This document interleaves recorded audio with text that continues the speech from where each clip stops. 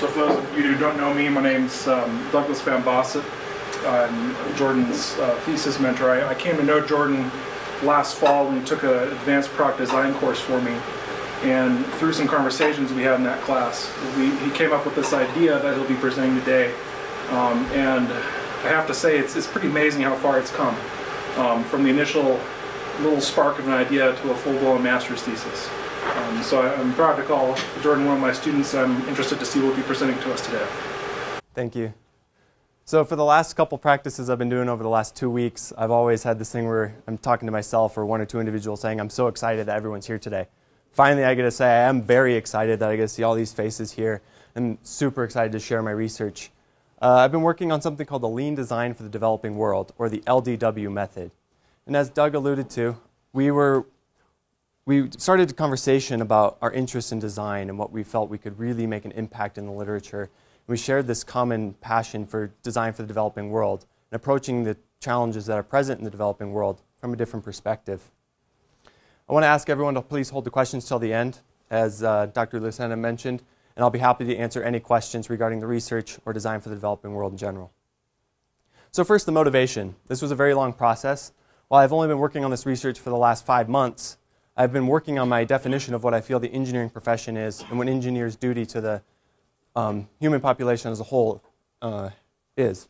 Rather than just being problem solvers, people who take a challenge from somebody with very strict guidelines and producing an answer, my view of engineering has changed dramatically. Now I view engineers as more of translators, translating ideas and thoughts into reality, taking innovative ideas and applying them in the real world. This is especially true in design. So it's been a very long process to get to this point. And over the last 5 months, I've really developed my understanding of the economic, social, and practical aspects that are vital to a design for developing world challenge. We all know the mathematical and scientific areas fairly well, having been at Mines. I've been here for 7 years. It's been a long journey. But I think it took that long, and it really took my mechanical background with my environmental to try and understand all 5 of these areas. So after gathering a better understanding of these areas, I started to have a greater motivation of figuring out exactly how I could contribute and give back to all my professors and understand and show them how much I've learned. A lot of people would say that I'm here because I'm trying to get my diploma. The quick answer to that is I wasn't on thesis until 5 months ago, and long discussions with Dr. Van Bossett have changed my mind to wanting to learn more and really see how my perspective in engineering has developed. And I can tell you as I stand here, it's one of the best decisions I've ever made in my life. So the reason I actually am here is to share my research, as I mentioned before, and how excited I am about what I've found. So while there's a lot of excitement, and for the first couple months I ran around to my community members like everyone else and went, oh my gosh, I'm going to change the world. I found all these new ideas and everything. And they were very receptive and steered me along the way and narrowed my scope down to something where I can make a meaningful impact. Even though this comic shows a PhD thesis and I'm only master's level, I still feel I'm making my little bump on the circle of human knowledge. So where this bump is, it's in the developing world. Those people who make less than $3 per day. Next, I'm looking at small to mid-sized companies to implement this design strategy. This is because of the lean startup methodology techniques that I'll be applying later. We look at mid and small companies as 100 employees or less. Next, I am in mechanical engineering, so naturally I'm looking at engineering product design, how you turn those ideas and functions into target specifications and eventually an impactful product. And lastly, I'm looking specifically at consumer level products, something I think with this fresh approach at the LDW, its market lean approach, can really make a difference. Most design for developing world techniques are user-centered. This market-centered method adds in an area that's severely lacking. So the goals, as I've been alluding to, is the development of this method. In developing this method, many other sub-goals were created and have been met. First, making sure it's market-based through and through, not a philanthropic-based method. Next, an iterative method, one that can use learning from each iteration of product to better serve the market and create better impact and value for the customer and the company. A systems level perspective that allows for considerations that are both social engineering, and management oriented. Quantitative data that's actionable so that we can use market data instead of just qualitative customer-specific data. And it's economically viable. And this means that it both returns value to the shareholders, the customer, and the company. So the contributions, of course, this method, the LDW, is the chief contribution from this research.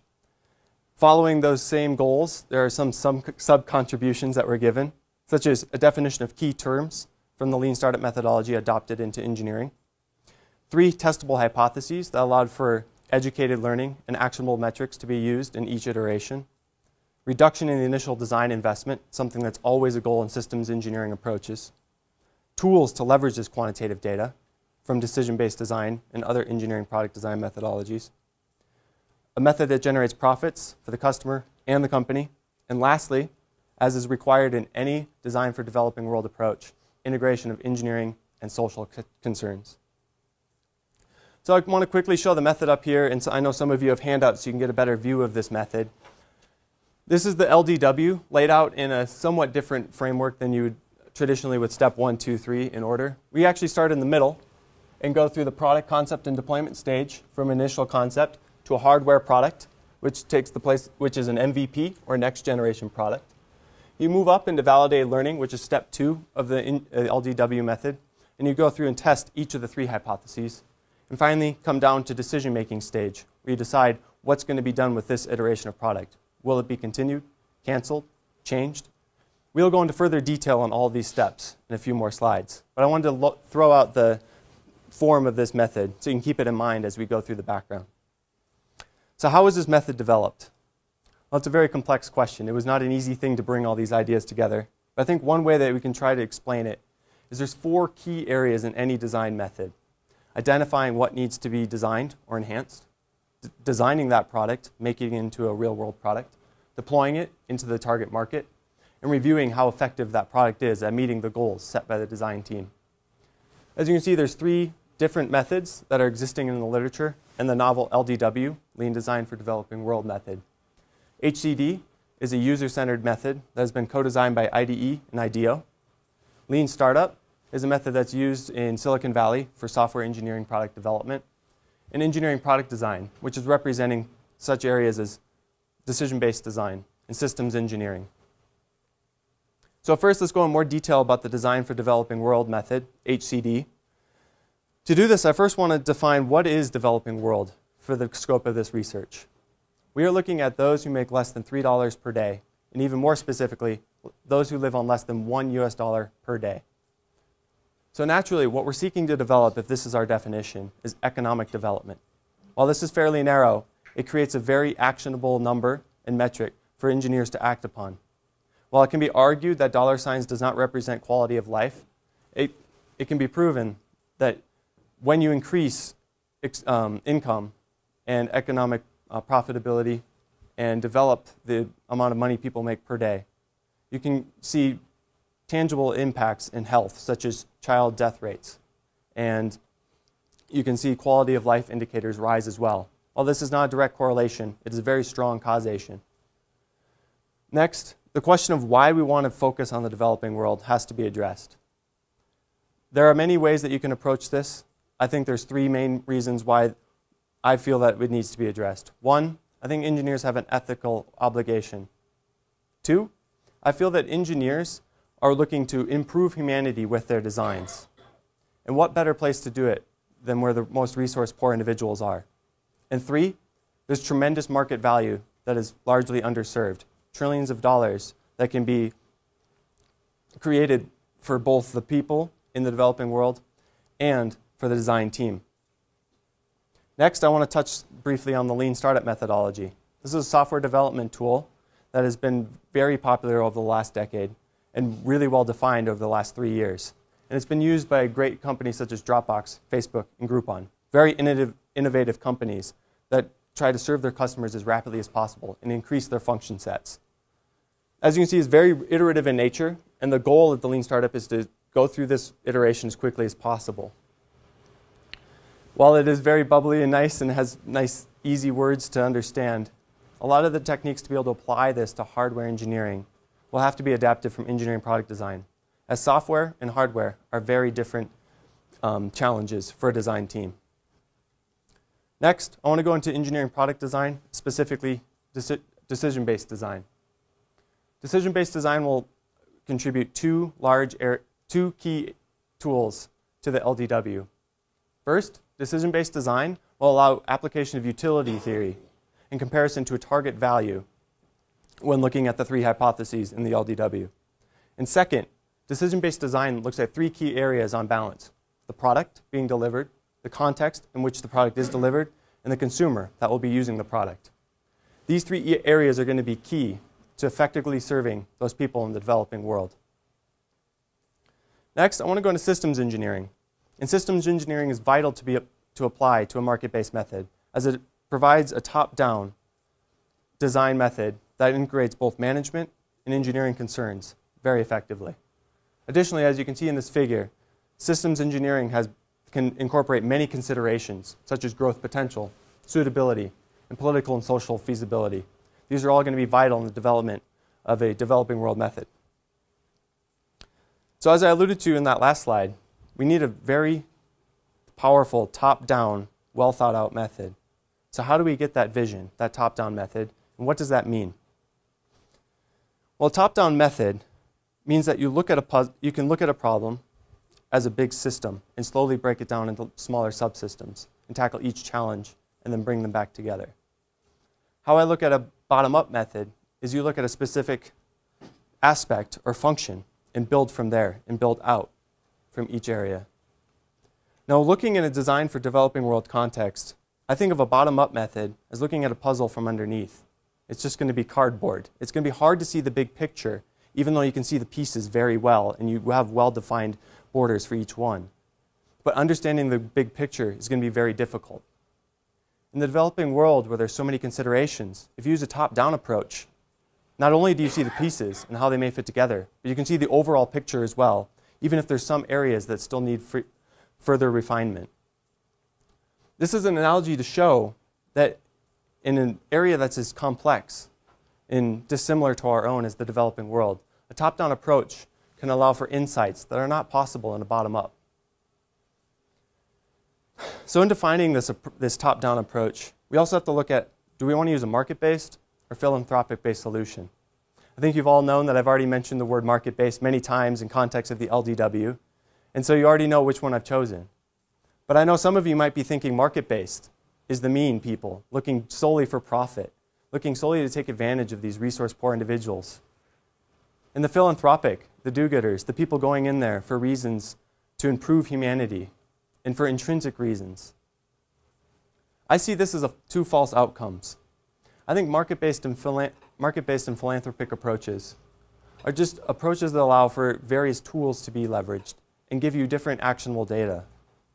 A market-based approach can allow you to see how different areas will desire a product, while a user-based approach risks an over-designed product for a specific use case. For a consumer-level product, if you want to use any of the developing world engineering product methodologies already in place, it is imperative you use a market-based approach. It is predicated. These market-based approaches and these design tools that lie within them is what's going to give us the power to use an effective LDW. To further highlight this point, I want to show you that through a Gapminder software, that sometimes donations in philanthropy does not always translate into economic development. Behind me, you'll see colors indicate income per person, and as it turns from blue to red, the income increases. As the bubbles grow and shrink, the larger the bubble, the more resources are being given per capita. As you see from 1960 to 2010, a lot of these circles will grow and shrink, but yet you'll see the income levels rarely change. This shows to me that something's broken, that aid is not always the answer to developing world problems. I think the answer lies in value, in delivering value, and that's where I feel design and design teams can deliver that value effectively. Now, when I say value, it's not the traditional view of generating profit and having P/E ratios and everything with our stock market that we always see it as referenced as. I see value as a two-sided coin, both to the customer and the company.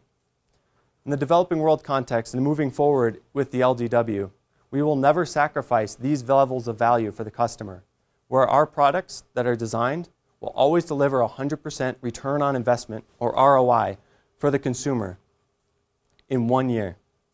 Second, during the life cycle, expected life cycle of the product, it'll deliver 300% ROI.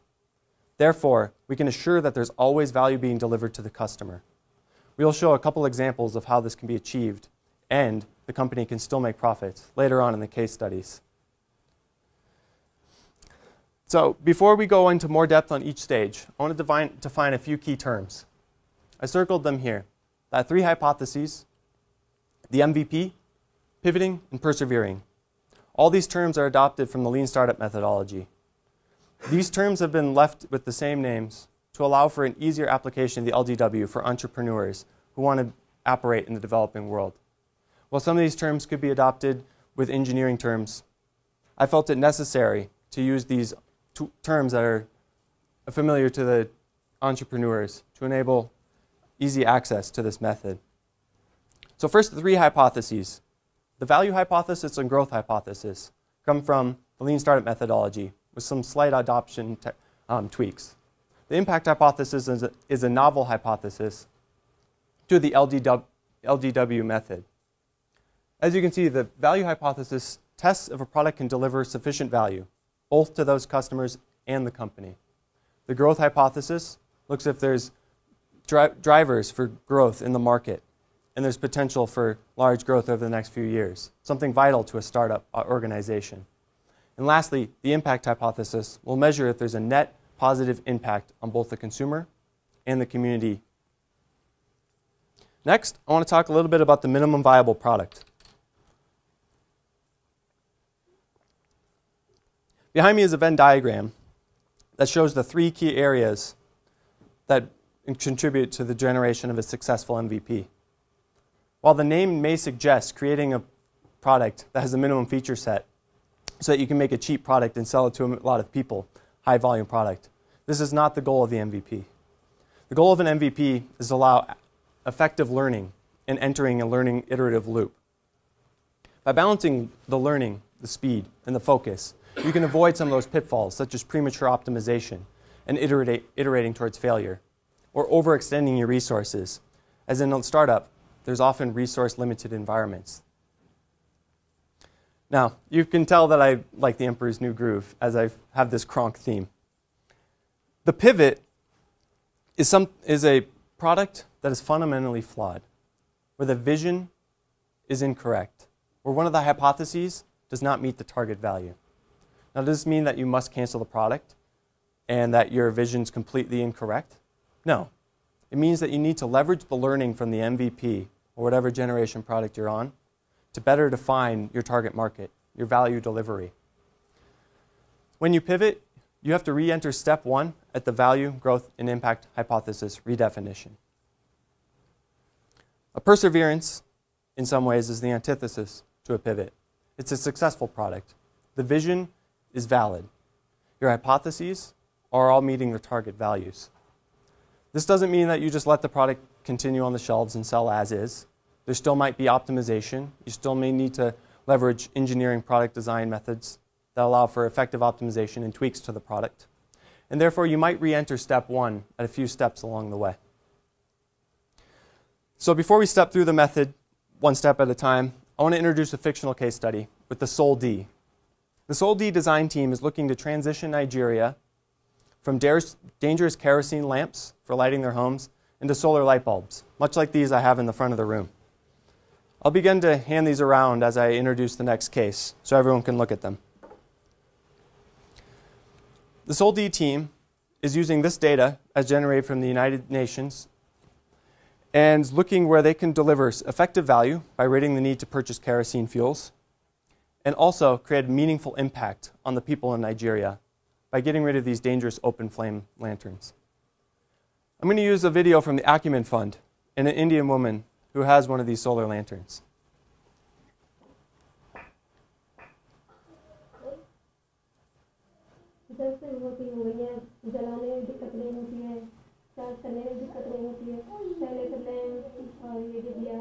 लाइटें ये चीज़ थी तो तेल करो शीशा साफ करो माचिस से जलाओ चल रखो जलाते फिर भी अंधेरा सा रहेगा ऐसे जहाँ ही रखो सारे में टाइम लगता है सारा काम अच्छे से हो जाता है और दूसरा चांदनी की जरूरत नहीं पड़ती है इधर से पहले अलग अलग चला तो ये अच्छा लगा उसी में यूज़ करती हूँ मैं शाम को खाना बनाती हूँ रसोई में रख लेती हूँ हम रसोई का काम करते हैं बच्चे करते हैं तो जो बहन जी वो भी करती हैं घर में बच्चे करते हैं हम भी करते हैं जो बहन जी हैं वो भी करते हैं मम्मी पापा भी करते हैं सारे करते हैं पापा कपड़ा भी करते हैं काम को और भी कुछ काम कर देते हैं मैं सभी को संदेश देना चाहती हूँ जो सभी खरीद सकते हैं घर घर तक होनी चाहिए लाइट इसको सभी के लिए सुविधा है और बहुत ही बचत भी है ये नहीं बचत नहीं है उससे बचत नहीं है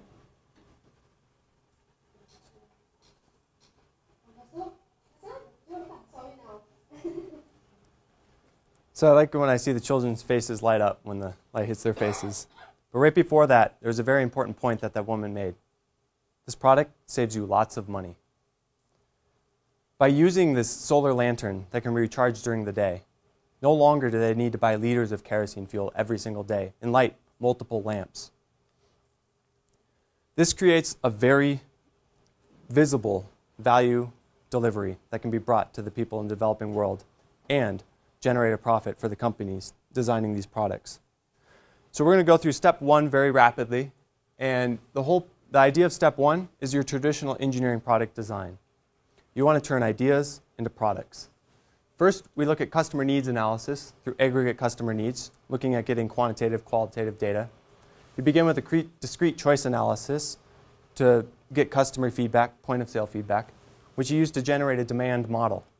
From this demand model, customer desired metrics can be delivered. Once you have customer desired metrics, through functional decomposition and application of a QFD, quality function deployment, target specifications can be generated. Tying these target specifications with a minimum function set allows for the delivery of a minimum viable product, which allows actionable learning to begin. For the SOL-D team, we're going to look at the initial product concepts so that we can generate those aggregate customer needs. You can see a variety of lighting solutions up above. And as you can see on the far right, for a yearly cost per lumen, a solar lantern has a great value proposition for those people. These prices include all initial purchase costs, where the solar lanterns do have a premium of $15 and a large one $40. And also take in consideration batteries, replacing the candles, batteries for the flashlights, and kerosene fuels. Next, aggregate customer needs can be generated, as I mentioned, using functional decomposition, moving forward with that demand model. When we look at the solar bulb and the kerosene lamp, you can see what the minimum function set has to be and is desired by the customers. So we can apply this and move from customer desired ranges, which here is the complete technical range, as this is the first MVP product. There's no actionable data yet. So you see very wide ranges in brightness and runtime. You can move down to engineering attributes, and from there, the design team can generate target values. For this MVP, since there is such a wide range of customer desired values, the target range is generated largely from the target values through an impact, value, and growth hypothesis. You then apply these through a QFD. Now the LDW adds two sections to the QFD. The section of laying out your value, growth, and impact hypothesis, and how that compares to the stakeholders that'll be influenced by your design. For the SOL-D team, I want to highlight this area over here, the novel part for the LDW, and show how the value, growth, and impact hypothesis compare to those of the stakeholders. One thing I want to highlight right now is the value hypothesis has a negative relationship with the user. The reason for this is that value that's built in, that 100% ROI and 300% ROI, appears through the impact hypothesis and the growth hypothesis when moving through actionable data. I'll go in more detail of why this occurs when we're looking at a graph of the effectiveness of the SOL-D MVP. Next, the SOL-D MVP itself. The product has gone through the QFD, and the MVP can now be released. At $15 for a final price to the customer, this product can generate 130% ROI as compared to a kerosene lamp. With $10 to manufacture and distribute, in a simple world, this product will generate $5 net profit with the given feature set shown here. So with the MVP being released, we can enter step 2, validated learning. There's 3 very similar tracks with testing the value, growth, and impact hypotheses. One of the areas I like to highlight that differs greatly is how you collect and prepare qualitative data for decision making. The value hypothesis looks at customer feedback data. Growth looks at point of sale and distributor data. And finally, the impact will look at potential qualitative impact factors, such as improving healthcare and improving reduced fire risk in the SOL-D case. So to be able to generate quantitative data for the value and growth hypotheses, we need to collect and prepare sales data. This will be done fairly simple with accounting. All you really need is the units sold, growth, gross revenue, the net profit generated, and your costs. As you can see, the SOL-D team during the first 6 months is not quite profitable yet. Next, you want to collect and prepare feedback, qualitative data from the customers and from the point of sale. Here, this is used to create that demand model and identify markets and how close you are to meeting those market demands. We have 2 identified markets that we'll highlight in greater detail in the next few slides. Next, you want to collect and prepare qualitative feedback for the impact hypothesis. To help do this, the 5 principles of community development as defined by Bridger and Luloff are provided. These include local economic diversity, self-reliance, reduction in energy use, the stewardship of the natural resources of the community, and lastly, social justice. Next, we need to convert the quantitative data for the hypotheses into the monetary value domain. We'll show the equations used for each of these hypotheses in the next few slides. But first, I just wanted to highlight how our SOL-D MVP is doing. As immediately can be seen, the impact and impact by bias is much lower than the value and growth hypothesis. I want to touch on what that bias value means. With impact, it is important to apply a biasing factor to help understand and quantify the qualitative factors in a way that's actionable. Currently, there's a lack of methods to be able to generate and understand qualitative impact data. While carbon credits have been shown as one potential, even those have their faults. Over the last 4 years, we've seen the price plummet from $20 to $2 per ton. What? The value of what? Like CO2, carbon emissions, so the European credit transfer system. Next, you want to prepare additional considerations. These will take the place of 7 decision gates, which will allow for the understanding of the qualitative data and things that cannot be reflected through a utility theory application. Some of these include making sure no hypothesis is negative, making sure that the impact hypothesis has some quantitative data from which a biasing factor can be multiplied. And also, you need to assure that growth hypotheses still have scaling capacity and methods to increase growth in the coming years. So to enter these into the monetary value domain, the value hypothesis will look at bottom line profit, the growth hypothesis will look at forecasted revenue value add, and the impact hypothesis will assess the product impact on all of the community members and the customer especially. So next, we want to move into decision making now that we've tested all 3 hypotheses and gathered the data. There are 3 overarching steps in the decision making stage. First, the decision making stage itself, going through each of those gates and testing the hypotheses in aggregate and individually. Then, the 2 decisions that might arise, as well as canceling a product. First, a pivot, determining which hypotheses need to be refined or if the project vision itself needs to be refined. And a perseverance, where you may require further optimization or tweaking of the product. So a simple example of how to test the 3 hypotheses in aggregate. As you can see, the first 6 months, that SOL-D product has been invalid, as not only is it below the expected value line, but also it is trending flat and perhaps negative in the near future. The expected value line is derived from the target ROI to the customer and delivering those quantitative measures to be able to meet the gates, such as returning value to shareholders in 3 to 5 years. From here, an expected value line can be generated. Following a pivot, which we'll highlight in a few slides, at 11 months, we see that the aggregate hypothesis value is exceeding the expected value that has continued to rise over the last few months.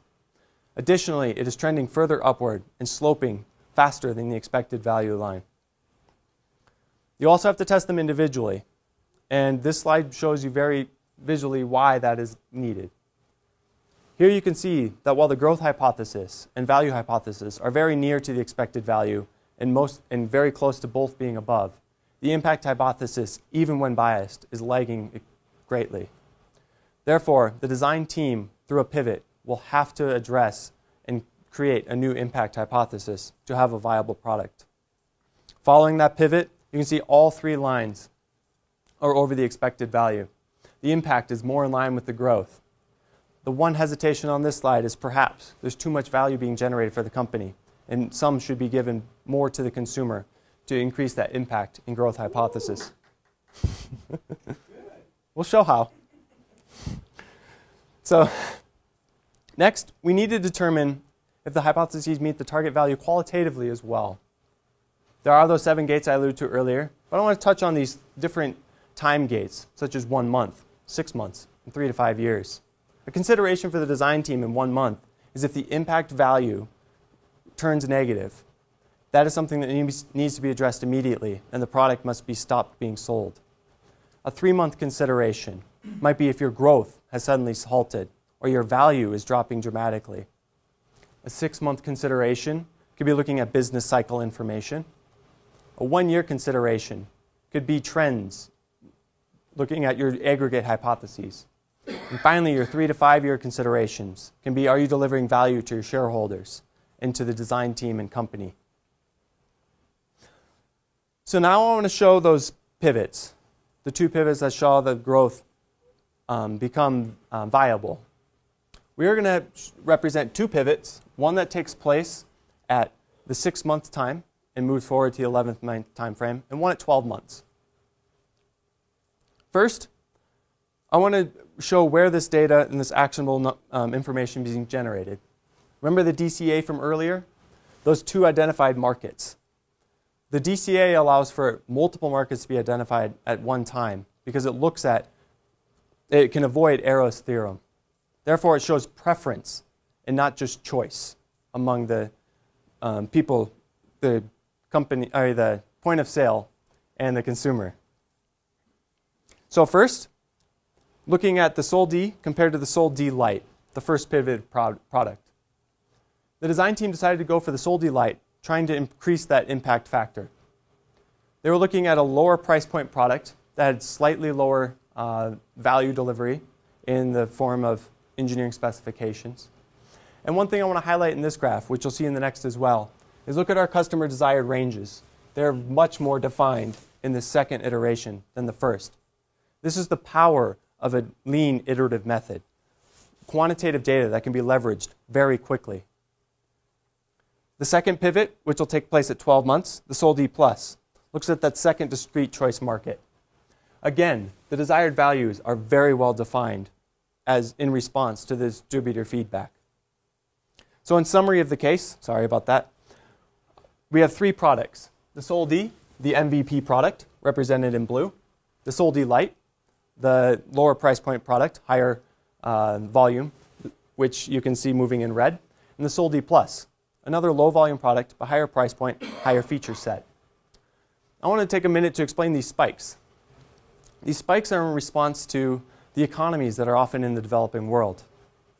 Most of the people in the developing world, most of the people that live on less than $3 a day, are subsistence farmers. So once a year, they harvest their crops and they sell them to market. And they have excess capital relative to their normal situation day to day. Therefore, they can afford to invest in these products that will save them money over a year. So this made a very actionable business cycle for the Soldi team after their MVP and allowed them to set deadlines for when they wanted to release these products to best serve the markets. The Soldi Plus, you might see, is avoiding these spikes. The Soldi Plus is mainly being sold to point-of-sale units and distributors. Therefore, it is a more consistent seller for the Soldi team. These actionable iterative methods allow for rapid development of product portfolios that can help startups move into larger corporations. I now want to make a real-world case. As we've highlighted the Soldi case, I want to introduce Nokero, a local Denver company that has been doing something very similar to our fictional Soldi team. Steve. Nokero is on a mission to eliminate the burning of dangerous and expensive fossil fuels like kerosene. Our name is derived from the word kerosene, which is commonly abbreviated as Kero.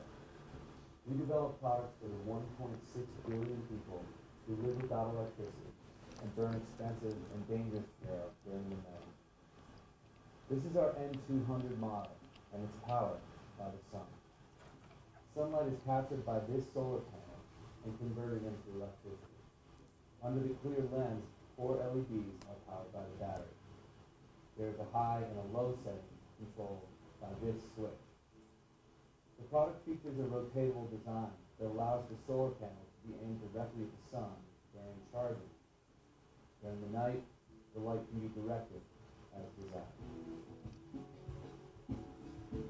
The electricity generated by the solar panel is stored in a rechargeable battery located inside the housing.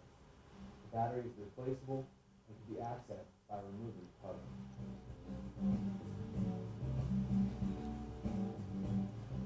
To find out more about our mission, our products, and where to purchase Nokero, visit www.nokero.com. So the Soldi case is not completely fictional. There's people making profits and delivering value to the developing world as we speak. And they're here, right in Denver, at the Posner Center. So the product concept, as mentioned by Steve Katsaros in that video on Nokero, is to rid the developing world of these dangerous kerosene lamps. I want to take another second to show another thing that can be eliminated by these getting rid of kerosene lamps: CO2 emissions. While it's hard to quantify CO2 emissions, it is believed that one of the major contributors still to global warming from CO2 comes from these kerosene lamps, from sheer scale and numbers that are being burned. So Nokero has gone through a lot of the things that are present in the LDW method, such as validated learning. Nokero moved from their MVP product, the N100, one that has 4 solar panels arranged at each 90-degree interval around their first bulb. This allows for charging from any angle and as the sun moves throughout the day. However, very quickly, it was discovered that increasing the potential solar charge that can be gathered throughout the day was much more important than eliminating the need to reposition the bulb. Therefore, in the developing world, Steve Katsaros and the Nokero team quickly realized introducing pivot technology to allow for the panel to be put in the maximal position manually is much more desirable. There are many other considerations and changes that were made from the N100 to the N200 and a few more bulbs that I'll be showing. Also, Nokero looks at step 3, decision making. They need these metrics. There's people out there now trying market-based solutions in the developing world who lack a lot of the actionable data and market-based metrics that are desired. The LDW seeks to deliver these. Steve Katsaros himself said that unless you release a product and get that market data, the sales data, and the qualitative feedback, you're just guessing. What he needs is metrics around this stuff. Strict decision gates. That's what the LDW with utility theory can deliver. Also, Eric Rees from the Lean Startup shows the need that using market-based methods can still focus on the customers and what they desire. By using a market-based method, however, you're allowed to more effectively combine that qualitative and quantitative data to design the product that can best serve the markets and customers. Now, to highlight the success of Nokero, I show the difference in sales between the N100 and N200 right after the N200's release. The N200, with its feature set that more accurately serves the market now sells over 1,000 times greater than the N100. They still go through these same cycles with the crop selling and business cycle, showing that the N100 was still a viable product and being sold. But the N200 served the market so much better. This graph is normalized and put on a logarithmic scale. Therefore, you can at least see both of the product sales on the same graph. That's how successful the N200 with its pivots and actionable learning has been. Now, Nokero has gone through many perseverances and pivots. There's a suite of products, and these are just 4 to name some. The M100 and N200 that I've mentioned, as well as the M180, a lower price point, similar to the Sol D Lite product, and the N222, similar to the Sol D Plus. You can see that all of these have different specifications that help to deliver certain specific markets in the developing world. So in summary, while we focused on light and getting rid of kerosene fuels, there are a lot of other areas that the LDW and its market-based lean methods can be effective, such as healthcare and agriculture. I show another Gapminder screenshot here to highlight this. Behind me, you can see that same color scale showing income per person. The blue, the world's most resource poor, those on $1 per day and less. And in the red, the world's richest. The size of that circle represents how much agriculture plays into the gross domestic product, or the gross domestic product of the company. I mean the country, my bad. The largest circles often have the most resource poor individuals.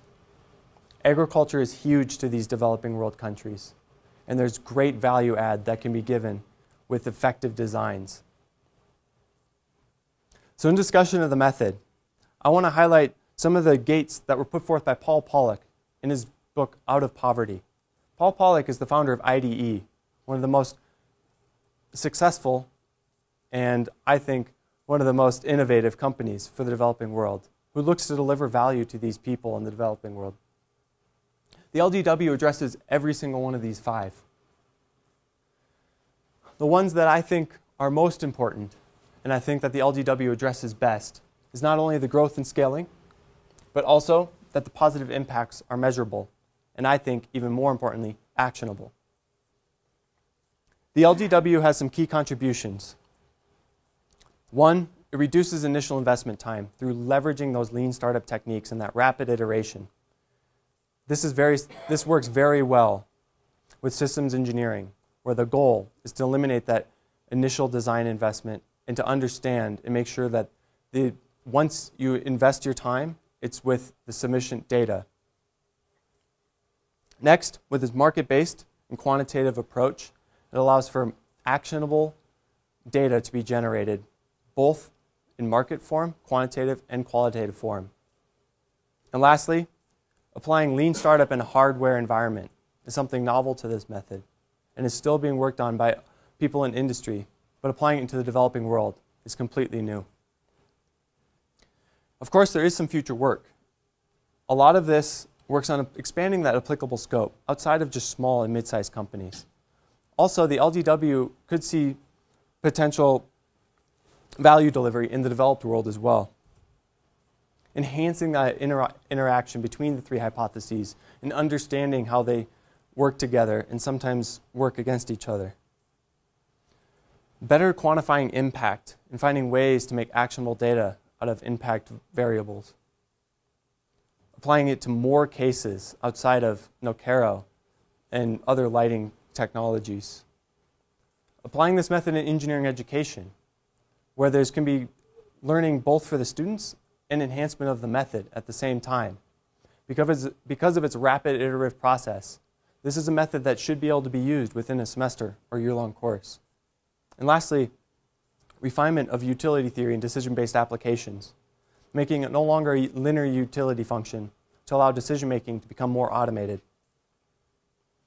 So in conclusion, having developed this top-down view where you can see the large picture, using market-based data to make quantitative decision-making, using iteration to be able to make sure that the market is constantly being refined and better found, using a systems-level perspective to integrate both management and engineering concerns, and lastly, economically viable products that generate value for both the consumer and for the company.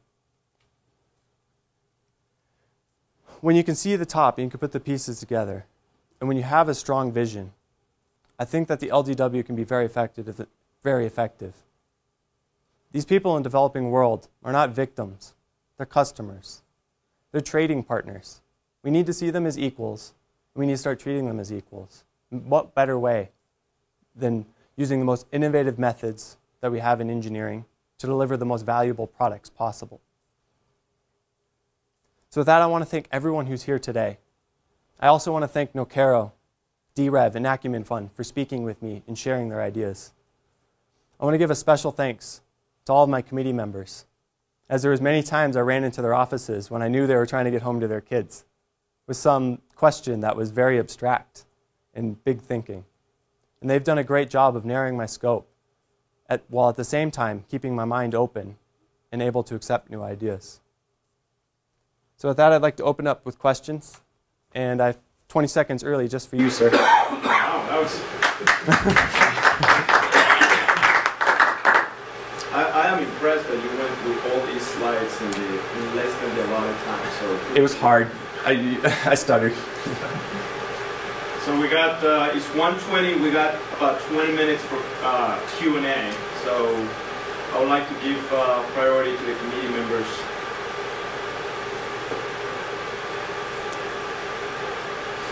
No one wants to be mean first. Okay, I have a question, yes. and don't take it the wrong way. It's more is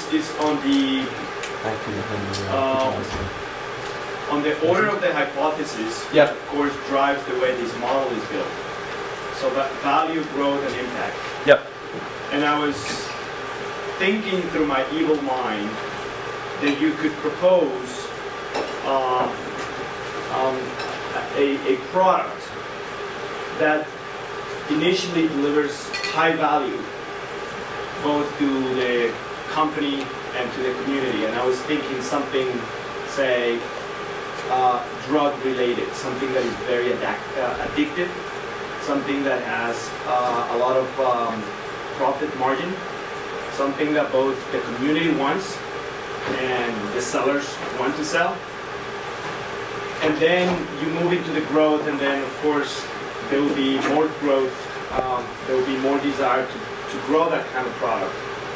But then when you get to the impact part of this model,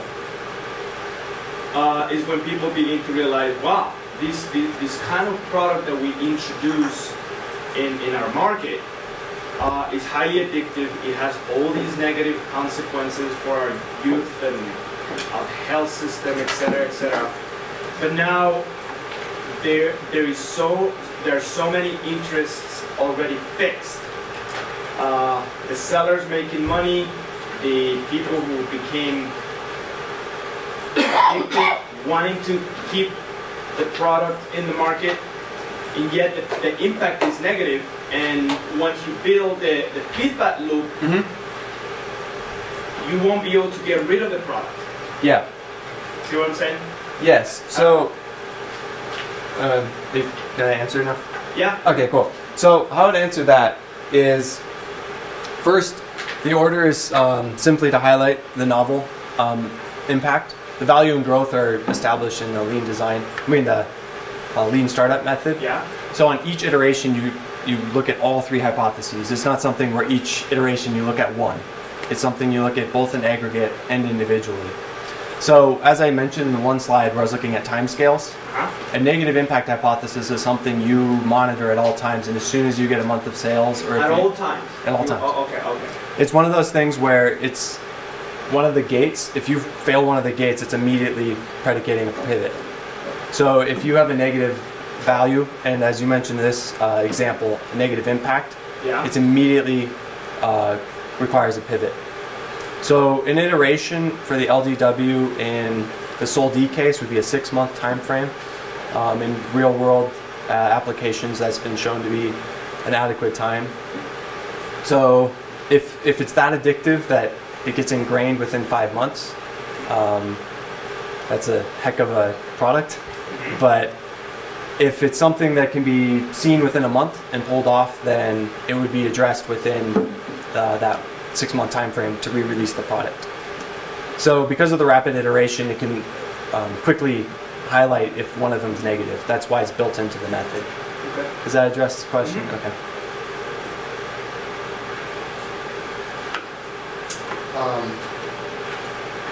First thing I just want to say is what, again, echo what Ron said, that you were able to go through that many slides that well. Very impressive presentation. And my question is not a critique, but just to raise awareness about the kind of language. When you were at the beginning talking about the top-down versus the bottom-up in that puzzle, I totally get what you're saying. That, if you're looking at things from a more inductive point of view, you're sort of doing trial and error, and you're trying to figure out as you go and as you build, then you start to perhaps get the bigger picture.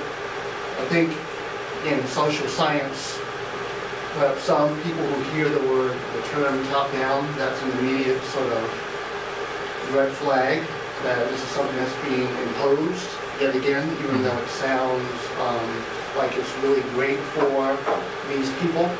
So I think I just need you to clarify maybe that language, or could there be another term that you could use to kind of avoid that sort of political pitfall?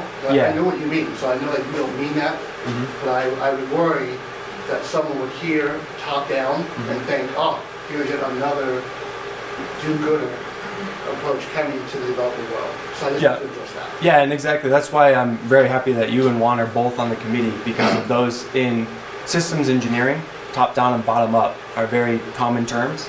But since we're working in such varied disciplines, I mean, I'm looking at economic and lean startup, I'm looking at engineering concerns, and I'm looking at social. Those kinds of things need to be addressed and make sure that you have, when necessary, maybe a novel perspective or a name for the perspective, so it doesn't have that connotation. To clarify what top-down and bottom-up is, so in engineering, when you look at a top-down approach, you're looking at an overall system or your final product and what you're trying to deliver, and then from there you decompose what the different parts need to be to accomplish that task. So for a simple example, if you're looking at a bicycle, you know that you're going to need to move forward on human power, and then someone would think down, well, let's leverage the leg power and not use arms because they're larger, and so we'll use pedals, and let's use wheels, let's use 2 wheels because we can balance on 2 wheels and move fast enough. Compared to a bottom-up where you might think, okay, I have wheels, let's figure out how to put them together and move forward, and you just kind of figure it out and put it all together. And actually my father gave me an analogy in the car just today to try to make it a little easier for a non-engineer to think this through. And the way he brought it up is, a bottom-up is kind of like him when he grew up as a farmer. He'd go and say, oh shoot, I have a problem. So he'd go out in the garage and take stuff off the shelf parts, put them together to accomplish the task. Well, from a very far perspective, a top-down, how I look at problems is I sit down in my chair a lot, I think and go, what are all the necessary functions? What are all the necessary components? What's going to be needed to reach my task? And then I slowly take pieces together and figure out how they'll fit. Does that make sense? So it's rather than off the shelf, sometimes top-down brings bespoke solutions. So. But, very important comment. I hope you get to do something like this at the Posner Center. And one of your big critiques about aid, most of the aid that creates all the problems that we all know too well is top-down aid. Yes. So Derek's points about language is very important. Yep. Actually, and also the top-down, as a guy who likes systems approaches, I really like the term, but as a guy who also works with agile folks, you mentioned top-down to agile, which is lean. Yes, exactly. Very similar thought processes. So you probably do want to drop that term. Or find another way to say that. But for many reasons, not. I mean, that's a perfectly very legitimate reason. But even beyond that, I think there. And that's the challenge. Is a lot of these terms I've had to address, and I think this one was an oversight. Well, I think what's really interesting to me is, as you mentioned it now, it actually clarifies for me our course human systems. Why it works for engineers here. But for And me why- as a social scientist, this term that we use to call our core human systems is a term that, but now I understand that. Yeah. So it's good that you put in that conversation. Yeah. And you're, from what I've learned, you're a bottom-up social scientist. I am more apt to. Yeah. And in fact, my follow-up question is, just clarify for me, how to get not so much buy-in, but from those at the bottom. I think I'm always concerned that we inadvertently, again, are going to, again, I know you don't mean this, we will place those at the bottom and then roll the victimhood. Because we know that in many of these settings, it is difficult to get people to articulate what their needs are. They will tend to be trying to tell you what they think you want them to say. So you have to always work through that process. And that's one of the, when I think one of the pitfalls of a user-centered approach is a lot of times, unless you have some methods, ESCD tries to address this, is a design team will go in and there's things such as co-design that I mentioned in the paper, where you try to make everyone on an equal plane. But often when you're in a developing world context, it's very hard because the people will be intimidated, and making them feel comfortable and honest with their information is very difficult. So using a market-based approach where you try to iterate to the solution is trying to find a way, and I wish I had a better word for it, in a back door, where you're not saying, hey, use this product, or you're not saying, well, you need me to fix this, right? I know how to do it. And so what it does is you get data from them from their actual use. So the way I like to think about this, and I think Juan's told me this before, is if I sit in the corner of your house and just say, oh, just live, I'll watch. I'll figure out how you live and what you're doing. I mean, I'd probably, stay nicer dressed. I wouldn't go into my pajamas at 6 p.m. I wash my hands more often, eat healthier, and you don't necessarily get the real information that you're going for. So even the best intentioned people trying to get the most qualitative data have that paradox as well. And so that's why we try to, with the LDW, leverage both the quantitative and qualitative. So the quantitative kind of gives you the actual feedback with market forces, which isn't ideal. But when it's effectively paired with qualitative, you can get insights that can't be taken just from qualitative. As you're talking, I can't help but think, and this is not the term probably used, but I keep thinking goal-oriented up or end result down. Because when I take it in the farm prospect, I think I have to get here. I go in and find what's quick to get me there, and I lose a lot of the fingers I get. Where if I started with my downward and I go, what are all the ways I can mind map down, and then map. So can you repeat? Can you repeat the? I'm just saying goal-oriented up or end product down. Because if I have a specific goal I want to meet going up, that's what I think bottom down. And the way I understand it, the bottom down says, on the farm, the example I gave you, we have to get this done right away. We go into the barn, we look at what we have, and that's it. We don't look outside the barn. We slap something together and we make that goal, because we've got to get things going. We have a very specific goal here, and we work our way, so it's goal up. Or if it's, concept or end result down, it's like, look, I want to get here. Now I'm going to take the time to look at mind map all the possibilities I could do to get here. So I now look outside my barn. I look at technologies here, and then I take those together, loop back around to get to my goal. I don't know if that's what I'm hearing. Am I hearing? Did I learn anything today? Am I hearing right? You said mind map, which is like a technique in product design. But that's what I think the big difference is here. Is one is bottom down to me, or top down, bottom up. Bottom up is I'm going to get to point A and I'm going to do it right now. I don't care, the bicycle thing. I'm just, hey, I got feet. I'm going to start running. Well, if I take the time to think, okay, I need to get there, but I have a car over here. I'm going to go get that car, put gas in it, and I'll get there a lot sooner and more efficiently. So I don't know if that's what. You have a question? Can we see your QFD? Specifically the hypotheses versus the this one or the next one? Not that one. This next one. Yeah, that one. Okay. Can you talk through again this mapping between the user community, point of sale company versus your hypotheses? Just Yeah. talk through that logic again. Yeah. So first, do you just want me to go through all of them? If you just give me the, like, how you see each hypothesis generally. Yeah. So the value hypothesis, as I alluded to earlier, and I was kind of going very quickly, is one that's looking at bottom line profit. So that's where you're going to be looking at how much profit you're generating for the company. So this is where it gets a little bit tricky because you have to keep in mind we're not sacrificing the value for the customer at any point at the time. You need to make sure you're delivering sufficient value to the company as well.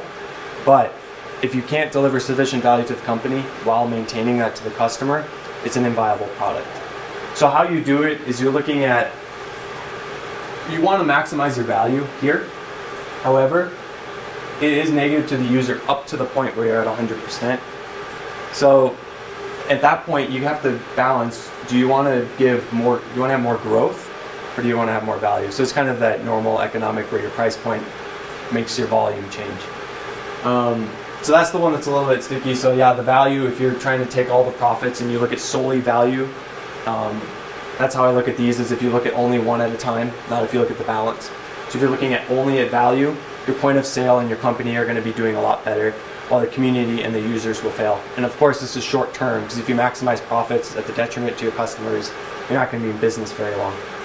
The growth hypothesis, it's not going to have an immediate impact on the individual consumer. That's why it's a neutral to the user and to the community. It won't have a huge impact how much you grow.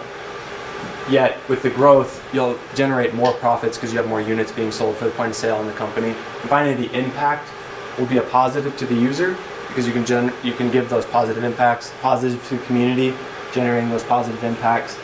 A negative on the point of sale, because often to deliver better impact, you need to lose some of the profit margin and the value add that the company point of sale can take. And it's equal at the company largely because if you're delivering larger, better impacts, your product will be more desirable in a community or to the customer. So that balance with the impact is between profit and how attractive your product will be is in balance. So if you have a specific question or one that you're not sure about, I can go more in depth, but that's kind of the top level. Well, like the engineer in me really wants it to be balanced. Mm-hmm. Really nice with minus, minus, plus, plus, and then equal, plus, plus, equal, and then plus, plus, minus, minus.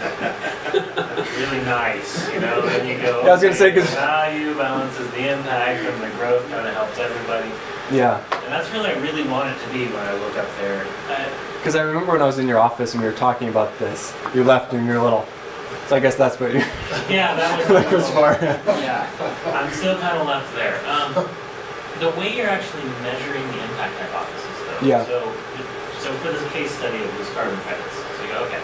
So if your impact hypothesis is true, like if it holds, the user and the community have less pollution. Mm-hmm. Okay, I get that.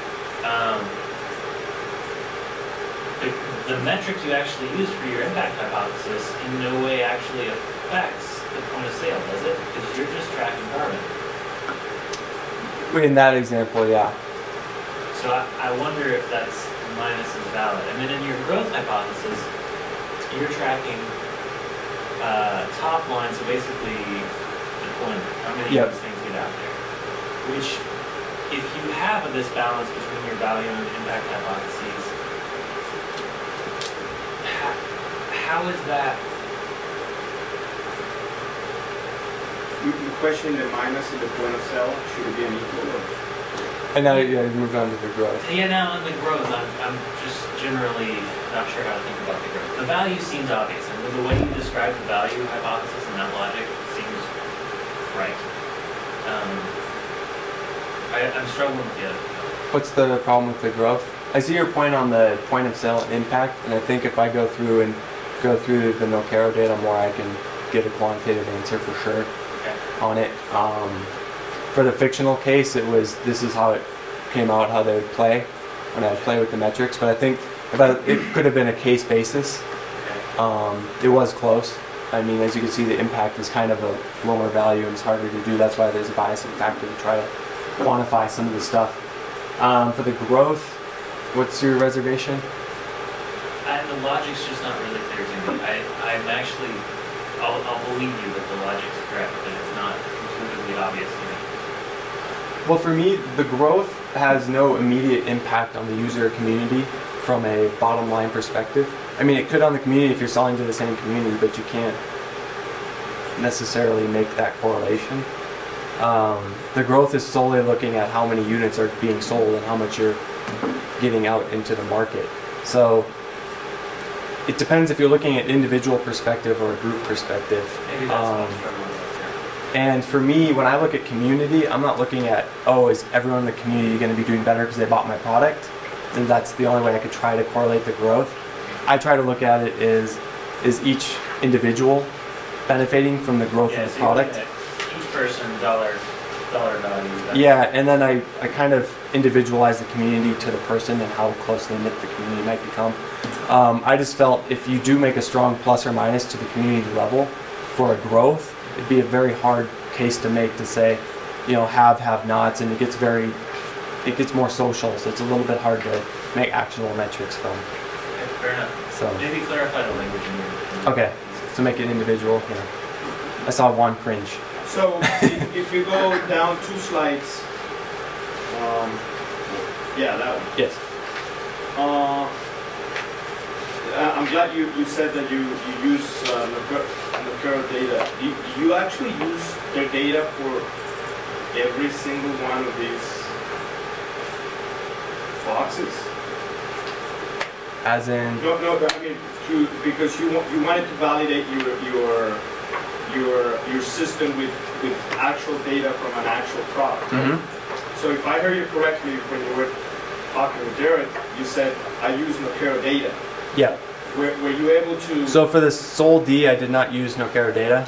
I used data that was similar to protect privacy. As far as Nocera, are you questioning where I got qualitative information with Nocera?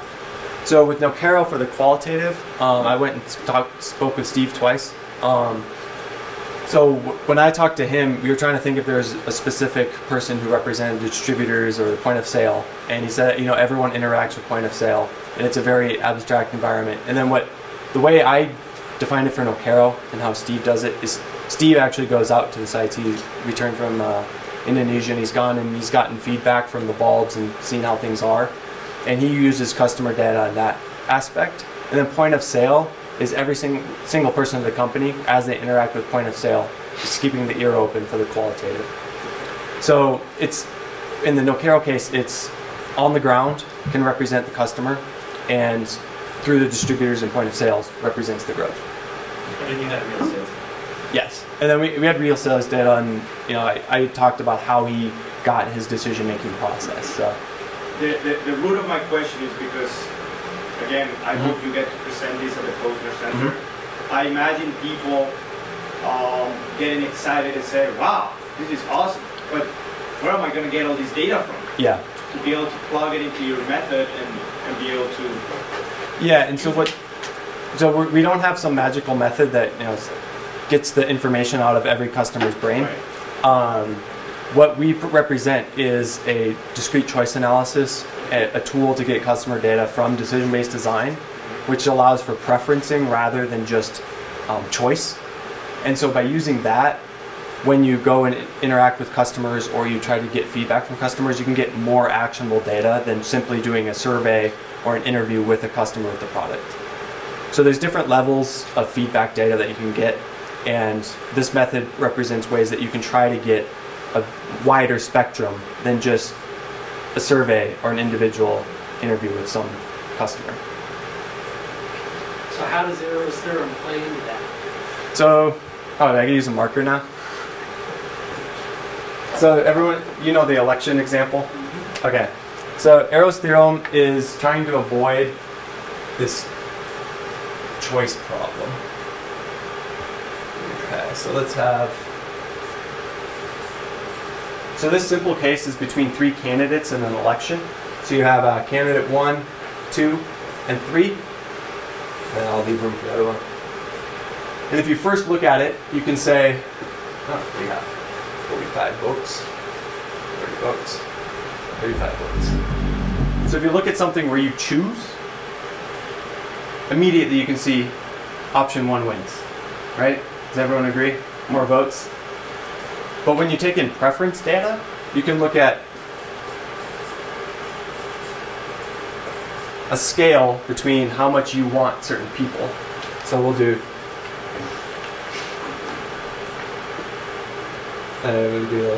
so we got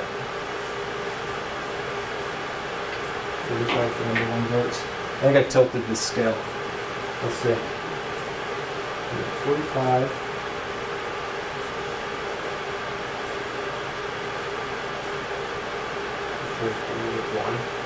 So these are your customer groups. And everyone who's holding my thesis right now is laughing at me because I just tilted the scale. And these are the candidates. So if you have the customer group A, prefer number 1. Let's go through.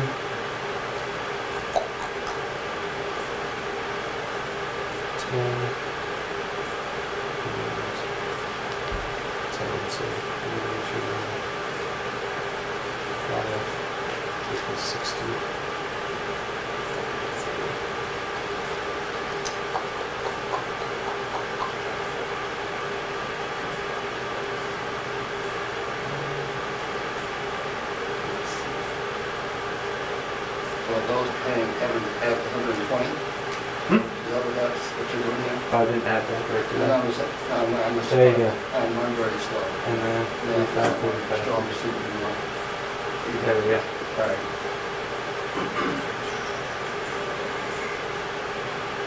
I just did that wrong, didn't I? Flip it over this way. See, now I screwed it up. There we go. Now I fixed it.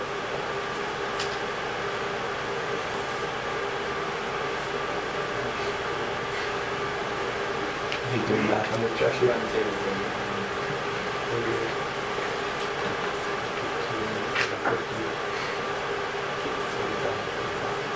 Okay, cool. So I totally screwed up my scales. But if you have 3 different groups voting for 3 different candidates, the totals, I'll fix my scales so people can follow. If you do a choice analysis, so everyone says how much for a first round vote, second round vote, third round vote, like who's your first, second, or third choice. If you do that, you can see that here, candidate 3 actually has more first candidate votes, or I mean, more votes and preferences. Does that make sense? So I think I screwed it up on this graph. But what it'll be is, if you have a certain amount of people want A, and they vote for A, then if you don't look at who they wanted second or third. So if more people prefer candidate 3 over candidate A, then they would win under one that doesn't fall victim to Arrow's theorem.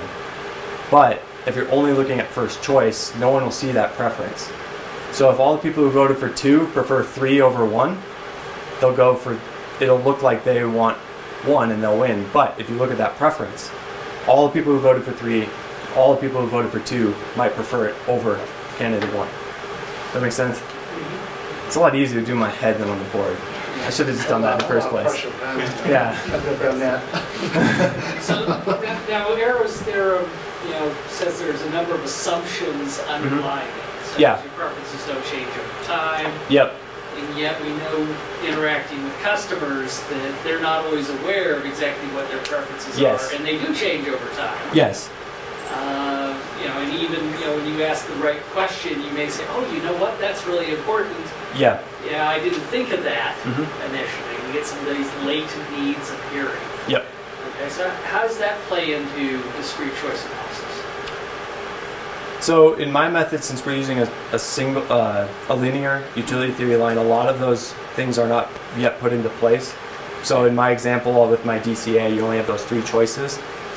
So one of the things when I was mentioning in future work, if we do further utility theory work, not only can you implement all of those future choices, but you can also start looking at appetites for risk, such as the work that I know Doug's working in. And the other thing that's even more exciting as you move forward with this research is because it's a rapid iterative process. As you realize those latent needs and you start to recognize those things, each iteration you can use a DCA with more different focus to gather that information. So as of right now, we're just trying to avoid the very basic and making all the assumptions to avoid it at the very basic level. But as you move forward, because of the iterative nature built into the LDW, you can work to further define that utility line as you move forward very quickly. So how important is it to get a well-defined utility line?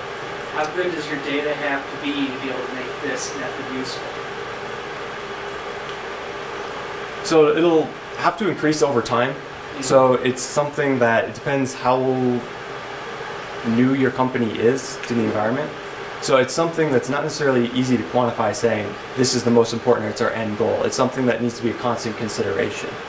So as you increase your time in market, as you continue to learn, it's more of an emphasis than it is a goal.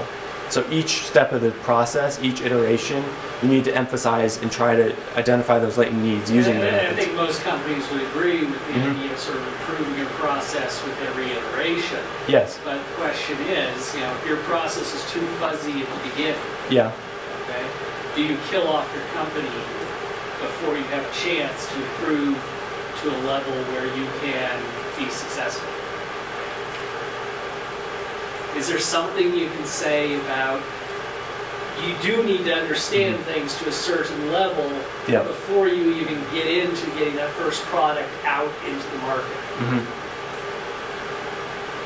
I think so you're talking about the first product in market, correct? Well, I mean, even the first couple. I mean, you know, it seems very easy for someone to sit down and come up with, I have a brilliant idea to solve a problem in the developing world, and I'm going to rush in, I'm going to start this company, I'm going to throw capital in, I'm going to get this product out of the market next week, and yet they may not know enough to be successful with that, and then the company becomes a flop, even using this process, because the data going in wasn't well known enough to make an accurate assessment of the situation. So is there something that can be done with the method to say, you know, do I really know enough to go in? Because it seems like you could get answers out, particularly early on when you're working with limited and very uncertain data, that said, hey, look, I got a great idea. It's going to go through all these hypotheses and passes, and because the data quality is poor, you don't have really that answer. Yeah. And so the way I'd like to answer that is I'm just bringing up the MVP graph and what the goal of the MVP is and why this is, you know, I could have said, hey, get a product out there as fast as you can that has a minimum function set that you can just start validating and make money. But the whole point of an MVP is to avoid exactly what you're talking about, which is this right here. If you're chasing your own tail, you don't have the right focus. It's making sure you have that focus. So you were saying that if you have a fuzzy idea of what you need to make sure. I don't think it's even sort of focus. It's that you just don't have enough understanding. Your data quality isn't high enough for you to make the sort of quantitative conversion from the qualitative assessments. You've talked to two customers, they love the idea, and you run off and do it, yet you really don't have, you know, to go to statistics, a statistically significant sample to make any decision about what the population really wants. Yeah, and that's exactly why this method I feel is needed in the developing world, is because it's market-based. So it allows sales data to be leveraged in a way that most isn't. So the biggest problem in the developing world, in my opinion, and why I'm doing this research, is because qualitative data is exactly what you're talking about, very fuzzy. And it's either very fuzzy and you try to apply it in a large context, and we've seen many failures in the developing world, or it can be over-designed for that specific use case. So what this tries to do is use the market forces to validate those. So yes, it'll probably take a few iterations, which is why we need rapid iteration. But as you do it, if you set goals and targets on each of them and make them very defined as to what you're trying to learn from each of them, you can continually better define your utility line. And to get to your other question that you said earlier, is why do we need to define it and what's the point? Well, not really why we need to define it, but how well does it need to be defined? Yeah. You know, I could have a big fat fuzzy line. Yeah. Okay. But, you know, at some point I have enough information to make that line narrower, more accurate. You know, at what point do I know enough to make a decision using that line? It'll really matter as far as how closely tied your target values are and how fine the line might be there, because identifying pivots the end goal. Because if you persevere incorrectly, you're iterating towards failure. That's the danger of a quick iteration method. Yeah. So this is something that's present in all lean methods, is that you need to make sure you know what you're iterating towards. So the way we address this with the LDW is trying to apply those lean startup techniques. We focus only on a few learning techniques. And so to minimize the amount of information you'll need, we have that minimum function set. So you only have to learn and do actionable metrics off of a few functions. That's the whole goal. So those are some things which is why we had to start adding in more techniques to be able to use decision-based design, why we had to use systems engineering in lean startup and use that market-based approach. That's why it got so complex and why my presentation had to be so fast. It's because finding that fine line is the difficulty in any method, especially in the developed world. So in developing, we have to be even more careful on how we tread. All right, we need to stop there. Okay. So the committee has some time for discussion. Yep.